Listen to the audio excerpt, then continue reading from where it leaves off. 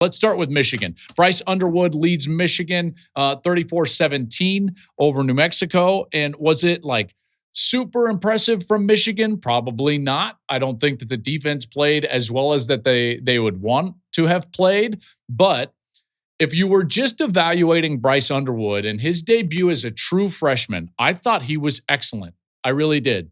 And I went back and watched the tape just so that I could make sure that I knew and saw all of the plays for what they were. And I thought he was poised. I thought that this stage is not going to be too big for him. He was not afraid to make big throws. He led them in situational football, in particular right before the half in a 2-minute situation right down the field. He's 21 of 31 for 251 and a touchdown. And let's face it, like, that was a lot better than Michigan had a year ago at the quarterback position. And I like those guys a lot. You know, Davis Warren is a great kid. And I wish him a lot of success. But didn't look like that. You know, the ability to throw the football down the field and really threaten down the field. In particular, again, I go back to that drive right before the half. There was a 3rd and I think about 14. He did a great job getting the ball down the field. That looks different. He didn't even really have to show us his ability to run. And that's something that I think will be a real threat and a plus for him as the season goes on.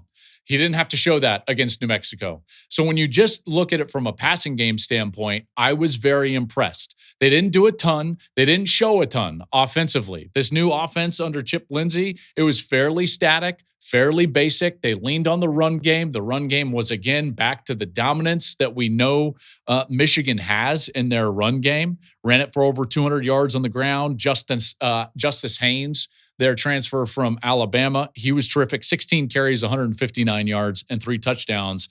That opening 56-yard run was impressive. That ended in a touchdown.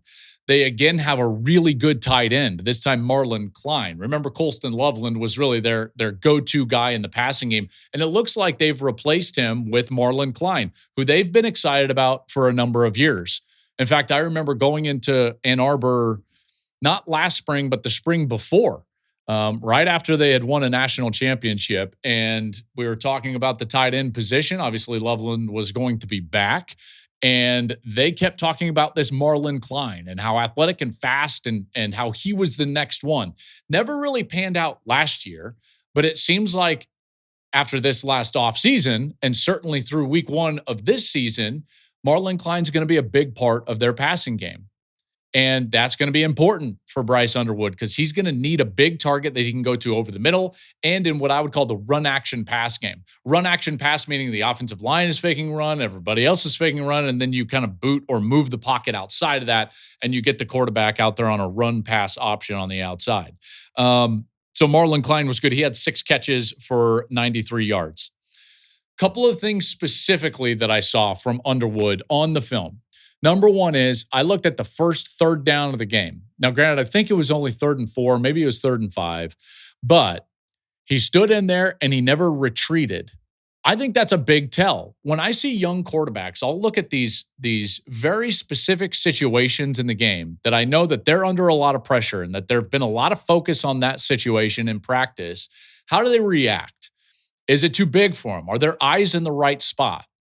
And they came out in a pretty basic formation, and they're just kind of running hitches. Everybody was running hitches or just like stop routes about 4 or 5 yards down the field.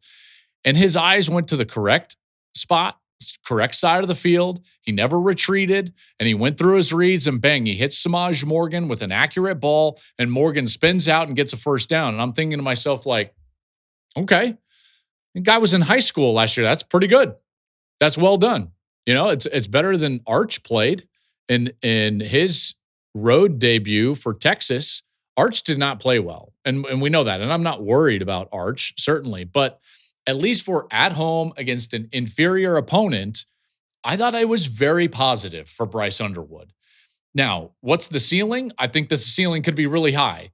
There are still things that we need to see, in particular when the competition ramps up, which it will this week. So now all of a sudden, what we saw Arch Manning have to deal with last week, which was starting on the road for the first time in his career, we're going to see that from Bryce Underwood as a true freshman on the road against Oklahoma this Saturday night. Now, that's going to be very different because that defense for Oklahoma, when they were playing Illinois State, they were fast. They were physical. They played pretty well. Brent Venables is calling that defense for them. And if you just remember for a moment, like, what's the DNA of a Brent Venables defense? Number one, they're aggressive. Number two, and this is the important one, I think, is that they really like to get the play call late from their play caller. Now, there's a lot to get into and unpack there, obviously. But Brent Venables likes to call the defense late. He likes to see what the offense is in, maybe what they've signaled. Again, you're going to speculate what you want to speculate. But you can catch those defenses. And the teams that have had success against Venables' defense have used tempo. And there were times during the first series against Illinois State. I think it was Illinois State. Yeah, I think it was Illinois State.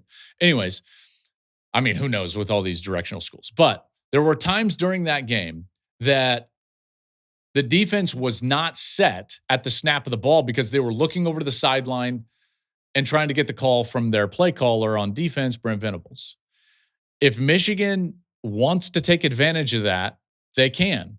And they can use tempo, because one thing that you're not prepared for, or if you're an opposing defense, you're not going to be looking at Michigan and saying to yourself, they're going to go fast. This is an up-tempo, fast-tempo offense. You're not going to prepare for that. And while, maybe it's in the back of your mind, I think it would be a great change-up for the Wolverines to use that, because, again, there are times when that OU defense just is not set. When they're set, I really like what they have on D. They were fast, and again, inferior opponent, and I get that, but they were fast, they were physical. That's a defense that improved last year, and I think that improvement is continuing into this year. If they can catch them off guard, there are things open against OU's defense. Namely, Illinois State hurt them with the quarterback run game, scramble game. Is this the day that we see Underwood finally get loose with his legs? That's a possibility. So that matchup is interesting from that standpoint. And those are the things that he's going to see. But most importantly, I think it's going to be incumbent on Chip Lindsey and Sharon Moore to put him in position to succeed and maybe run a little up-tempo. Maybe in an up-tempo style of game, you don't have to make a ton of reads, and those are kind of like tank plays. You're not switching plays at the line of scrimmage. I think all of that would benefit him on the road in his first start against OU.